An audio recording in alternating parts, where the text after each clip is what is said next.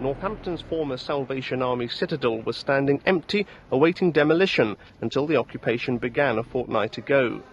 Now it's the centre of day-long activity for members of the Matta Fancanta youth movement. Most of the members are black, most were born in this country, and most are on the dole. A few are homeless. They moved in after a long and fruitless search for premises which they could legally use, driven off the streets, they say, by boredom and abuse from passers-by. Now they provide recreation facilities, including drama and music groups, sports teams, and religious and cultural studies.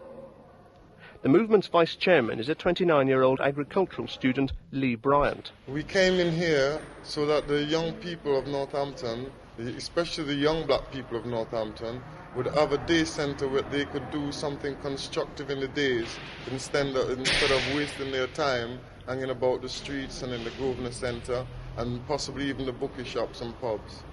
Are you saying that there is nowhere else apart from the streets in Northampton for you to go?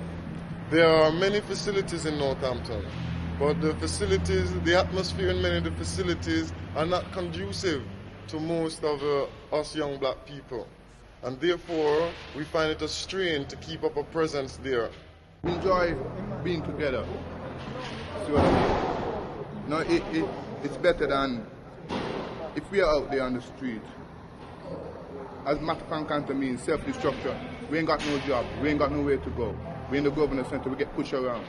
You get depressed, get on your mind, put you down on the ground. Here, we are free. Do you think, though, that it should have been left to you to occupy somewhere like this? Do you feel that some sort of facilities ought to have been provided for you? Yes, facilities should have been provided, but facilities would only have been provided if someone had been aware of the problem that we were facing. You have, in fact, no legal right to be here. How determined are you to stay? Well, that question of no legal right, I think that is an unfair question, because we are here on the lawful occupation, and it will remain lawful until a High Court order has been obtained for us to leave the premises. In other words, until we have been declared unlawful, we are lawful. But would you fight any decision, any chance well, to get you out? we need to fight it. We'd have to fight it to go back out on the streets and have our moral fibres destroyed. No, the toll would be too much. Northampton Borough Council, who compulsorily purchased the building from the Salvation Army, say the movement are squatters. A council spokesman said that legally they could turf the youngsters out, but instead they've decided to postpone demolition of the citadel while they try to find an acceptable solution.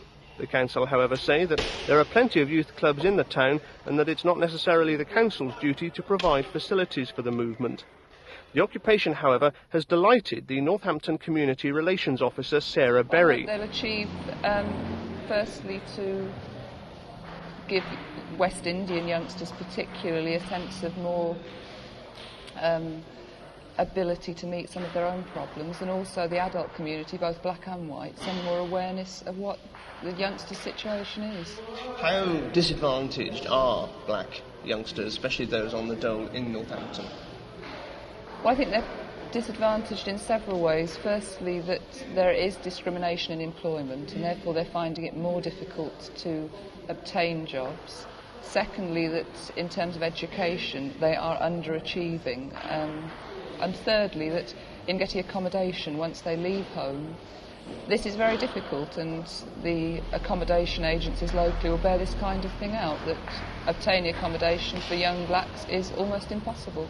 How happy are you with what the local authority do to help youngsters like these? Not really. I think there's a great deal more they could do if there was a willingness to look at what the real situation of these young people is. Those in authority tend to look from the outside rather than talking to the youngsters involved and responding to what their needs are. If there is not a change of heart by the authorities, what's going to happen? What sort of future can you see for youngsters like these? Well, I think that their future lies in their own hands, and this is one of the messages they're putting across here, that if the authority, and I don't think the authority can solve all the problems, but that many of them are going to have to be solved by the youngsters themselves. And unless we have groups like this that try and solve some of those problems, undoubtedly cause a great deal more difficulty and conflict in the future. This group, though, are setting an example, are they, do you think, to other young people in other parts of the country? Well, I very much hope they are, both black and white, because I think that with cutback on local authority expenditure, you're going to have no widening of provision, and it's going to fall down to individual community groups to try and help themselves, and that self-help is going to become much more important than it has been in the past. Members of the Matta Fancanta movement have drawn up plans to redecorate and repair their premises. They're hoping the job creation programme will help by providing a grant so some of the youngsters can be employed on the project. And they're determined to fight any attempt to remove them from the building, which they say goes just a little way to help them maintain some pride in their lives.